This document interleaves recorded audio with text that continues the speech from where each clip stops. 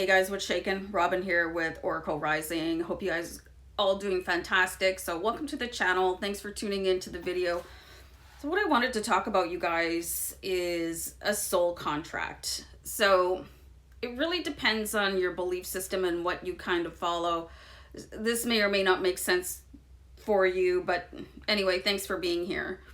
So the way I believe and understand what happens to our soul is that we're constantly reincarnating down onto planet Earth, which is why people have incidents like deja vu or recognizing a twin flame, some of these earthly reactions. And you're like, well, I've been here before, but I've never been here before, and meeting somebody and feeling as if you're close friends already, even though it's the first time that you've met them in this lifetime. That's because your soul comes back, chooses a human body, drives around. I barely hit pause before an epic sneeze, so I'm really sorry about that. And you're doing your earthly thing in your earthly body, but your soul is also learning lessons. And it's kind of like a video game. You keep on leveling up and leveling up. And if you don't win the game while you're here, your soul has to come back and do these things over again. And this is what your soul contract is, because your soul sort of complies to these lessons. Okay, well, this is what I'm going to learn. And, I have to develop on my ascension path. And, here's my bullet points. It's like signed off by the oversoul and by your soul family. And then everybody participates on your ascension path. And that's generally what your ascension path is. It's ascending on your karmic soul journey until you get to the point where you no longer have to come down to the learning planet of Earth. Hold on. Sorry, it's spring and I have allergies. So I saw this really funny meme. Well, maybe it's not funny to everybody, but there's a picture of this baby after just being born, and he just looks like so disgruntled. And the caption was, when you commit suicide, I know suicide's not funny, to escape the 3D Earth reality, but you're reincarnated right away because your soul path is incomplete. And I just absolutely howled when I saw that, because there's no escaping what you're here to do. And it's not to be a human, it is to develop your soul.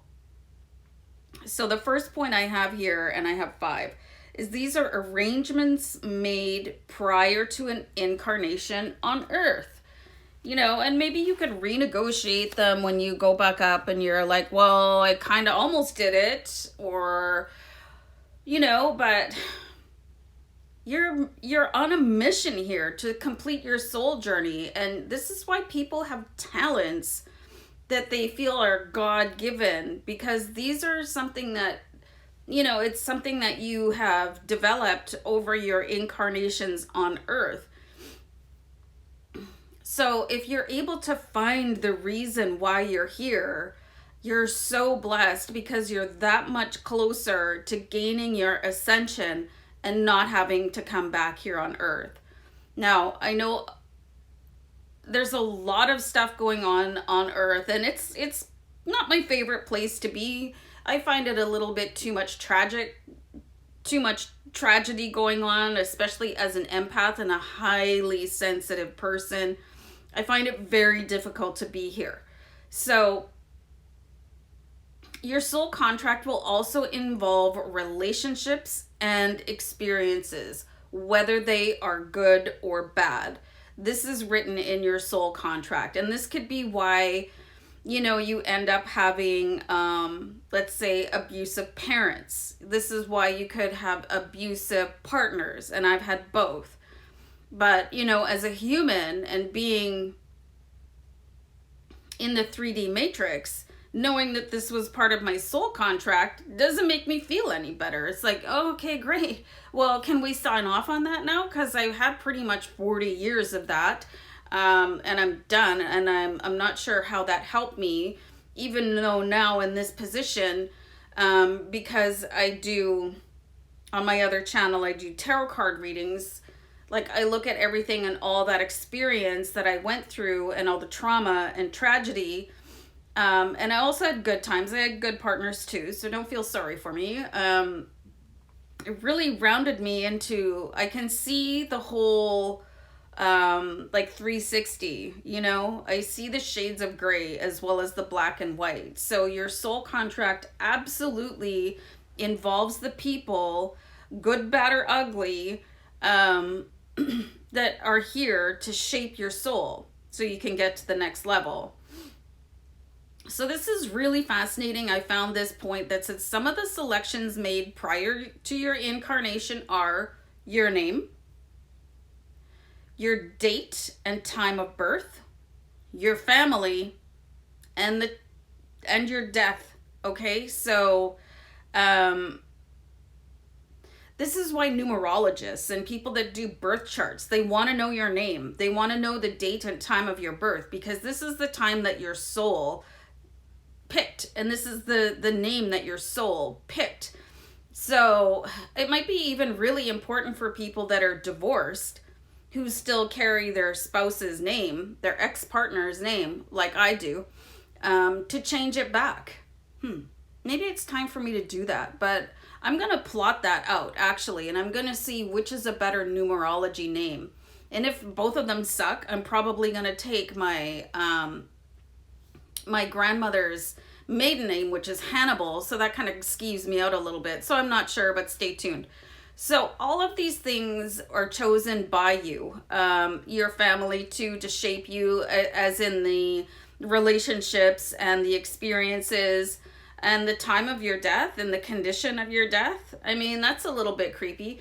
And I've actually had people ask me to do a tarot card reading on that, but I'm not here to predict people's deaths, right? So I absolutely refuse. And I don't know. I mean, isn't it enough that we all know we're going to die? Do you have to know the time and place and event that leads up to it? Like, I'm cool not knowing, kind of.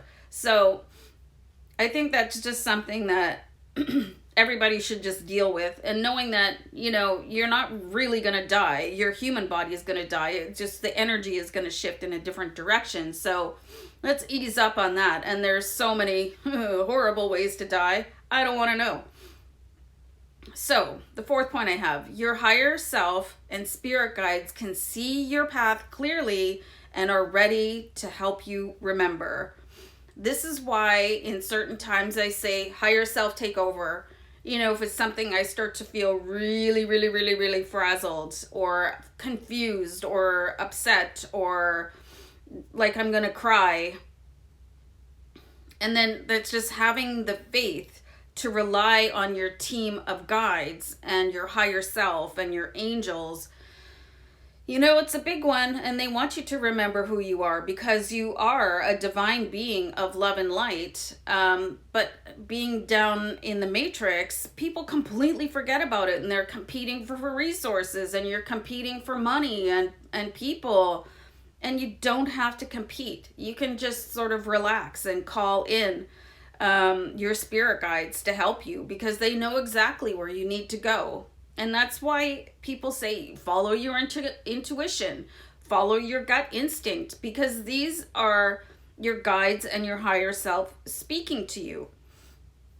And this is also a big part of meditation, because if you're listening to, you got a movie going on in the background and you're playing whatever video game on your phone, dogs barking, you know, kids are screaming, whatever.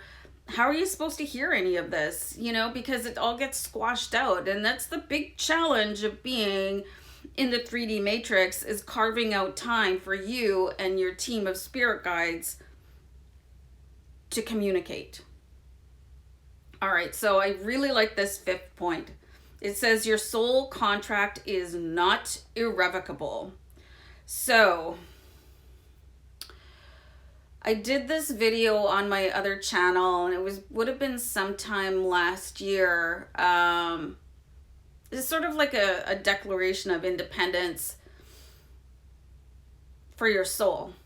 because sometimes there are, you know, if there's going to be negative people or evil people on earth, they're going to exist in other realms. So sometimes people hijack your soul and have you sign a soul contract for their own end game. So if you feel like things are going really, really badly and you don't want to be on that path anymore, I suggest that you find something that it doesn't have to be my channel. Like, you can just type it into a web browser or go onto YouTube or whatever.